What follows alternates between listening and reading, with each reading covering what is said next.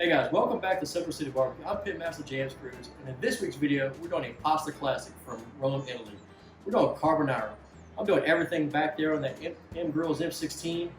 This is gonna be delicious, it's gonna be super easy. I can't wait to get started, but before we do, you guys hit that subscribe button down below so you can be notified when I put out these videos every Friday morning. We're cooking all kinds of stuff. I mean, hell, we're going overseas with this guy right here. And I'm doing some stuff from Cajun Creole to barbecue to desserts to all kind of stuff. You name it. Again, hit that subscribe button. I really appreciate your support. Let's get started. The first thing I did was grab 1 pound of No. 4 spaghetti, add it to that pot of boiling water on the M16 back there, and then add a couple pinches of salt. I'm gonna let that cook for about 4 or 5 minutes. I don't want to fully cook it where it's completely tender, because it's gonna continue cooking in the sauce in the pan later. So now we need to make the carbonara sauce. It starts with 2 whole eggs first. Drop those in the bowl.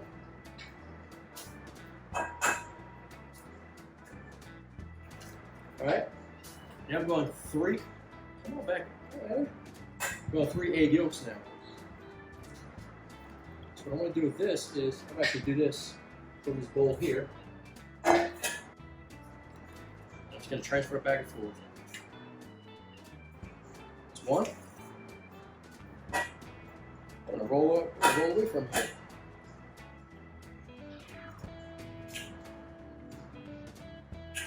2.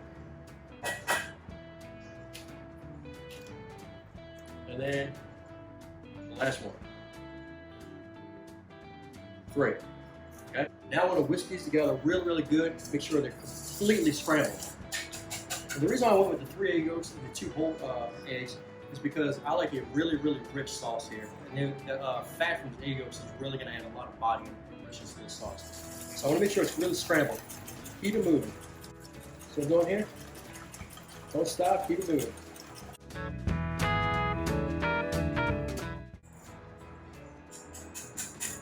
Okay, now I've got the egg scrambled. Now I want to add a good amount of black pepper to it. So one reason why this is called carbonara, black pepper. A famous chef here in New Orleans by the name of Aaron, there you go Aaron, told me that.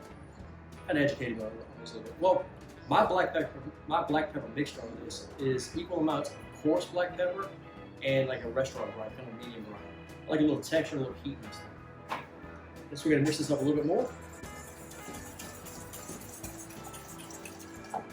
Get this guy closer.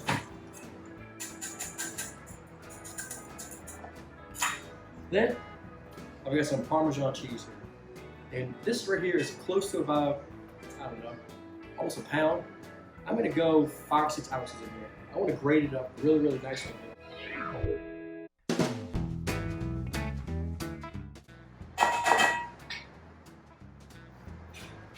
All right, that's about a third of this right here. So that's about 5 ounces. Got a little chunk. Let's add the rest of this here. And we're gonna mix this up really good. This gives me a kind of a nice thick consistency here. You want it a little thick, like I said, it's cheese and egg. We're gonna let it sit up for a minute. Put this over here. All right, now I want to dice up this guanciale. So guanciale is a smoked and cured pork cheek.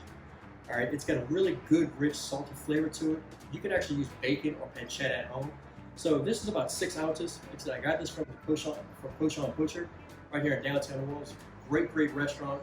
They do a lot of their own in-house cured meats. I mean, it's a great place to go to. Cool looking bar there as well.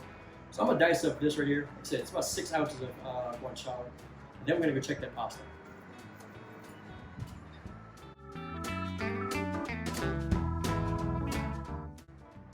Looks good, smells good. As soon as that pasta's done, we're gonna move it over. We're gonna start building the sauce over there on the grill.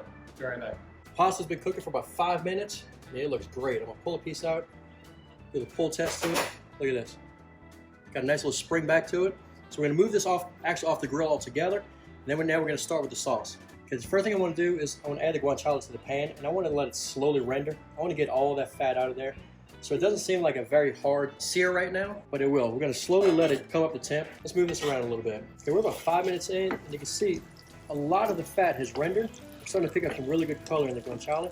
So one of the things I want to do with this dish today, which is kind of non-traditional and really doesn't affect the pasta dish itself, is I want to pan sear some chicken breasts to go alongside of it. So what I'm going to do is I'm going to move this over to the low heat. I'm going to use this skillet, put it over here.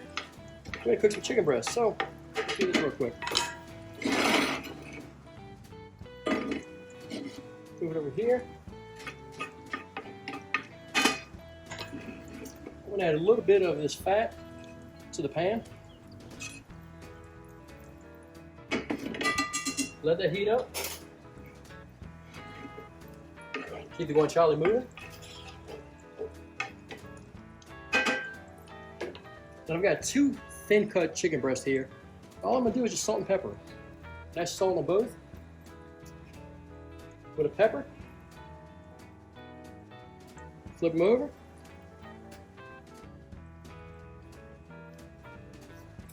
Do the same thing to the other side. Salt on both sides.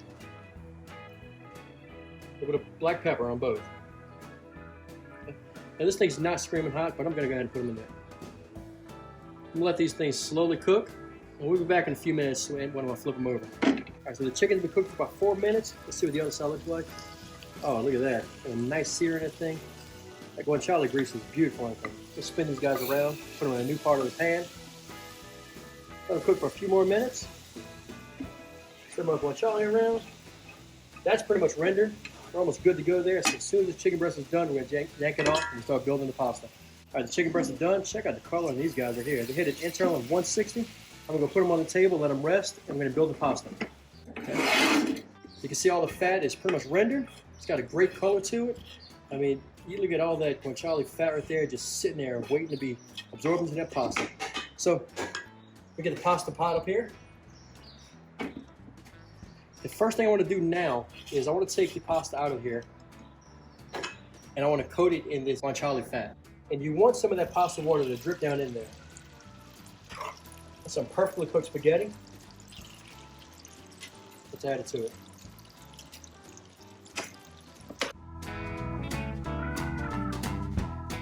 And there's the last of it. So now what we want to do is we're going to toss this. Keep moving, get all the guanciale mixed in. Now that's evenly coated, you see that? You got a nice mix. Let's knock that off of there. You got the guanciale all mixed through there. It's absorbed all of the oil. We add a little bit of pasta water to it. See that? That's going to actually cool it off a little bit because we don't want to scramble the eggs. I'm going to slide it over just a hair. So now I've grabbed the egg and parmesan mixture. I'm going to add that over the top. You got to move kind of quick here. You want to get this stirred up and not scramble the egg at all. Let's get those tongs again. Let's get it moving. And what this is going to do is going to build a nice creamy sauce without actually scrambling the egg. And look at this right here. Nice creamy body to it. It's not scrambled at all. Okay, let's get it to the table. We're going to finish garnish and plate it up. That was super quick. I'm sure it's going to be very delicious. Let's plate this bad boy up right now. Look at this. Like I said, the key is you don't want those eggs to scramble. Look at that perfectly cooked pasta. Very creamy. You can't beat this. Man. Got the guanciale mixed all through there. I see some chunks right there that I want. Put a little bit more in there. So what we're going to do now is I like to spin it. Get it centered in the plate. Look at that right there. Okay. Next thing I want to do, I got this pecorino romano. I'm going to garnish with a little bit of that over the top. The reason why I didn't add this at first, this is the saltier of the two cheeses. And I wanted this really just to be a finishing garnish, a finishing cheese over the top. Look how beautiful that is right there. Hey guys, check that out. How pretty is that bowl of pasta right there? That pasta's cooked perfect. That sauce just adhered to it. You got that finely shredded romano over the top. So what I'm gonna do now is I'm gonna grab one of these chicken breasts. I'm gonna cook this thing. I know it's not traditional. I'm gonna give me a couple of slices off to the side. I think some grilled chicken breasts will go great with this dish right here. So let's get this going. We're about to taste it.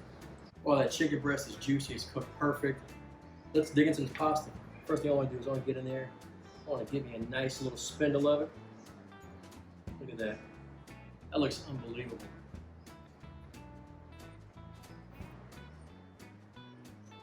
So, wow, man. So creamy. there's no cream in it. That's just that egg that scrambled really nice with that Parmesan cheese and that black pepper. Dude, you're getting everything. You're getting a little salt in there, you're getting a little black pepper bite, creaminess, and that pecorino over the top. Dude, that does it. Get a piece of this chicken right here. Cooked perfect. It's got a good flavor to it. Cooked in that guanciale fat. No wonder this thing is a rum classic. I mean, it's just velvety smooth. You saw how easy it was to make this stuff, and just also pan-seared chicken breast and that guanciale fat. I mean, look, it's super easy. Basically, I did two whole eggs, 3 yolks, scrambled really good, add some black pepper, shaved in about 5 ounces, 6 ounces or so, some finely shredded Parmesan, blended it all together. Then I reduced down that guanciale that I got from Kosher Butcher down the street from here.